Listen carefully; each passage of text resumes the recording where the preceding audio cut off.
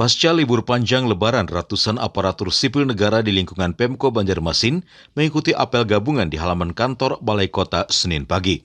Ironisnya beberapa ASN justru enak bersantai minum kopi dan merokok di kantin belakang kantor Balai Kota. Padahal saat itu Wali Kota Banjarmasin Ibnu Sina sedang memberikan arahan kepada seluruh ASN yang ikut apel.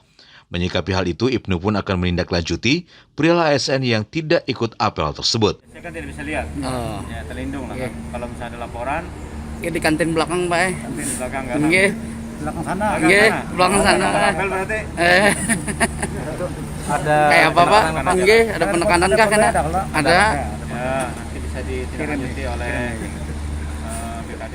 Rencananya pihak Badan Kepegawaian Daerah Pendidikan dan Pelatihan Kota Banjarmasin akan memberikan teguran tertulis kepada ASN yang terbukti tak ikut apel gabungan tersebut.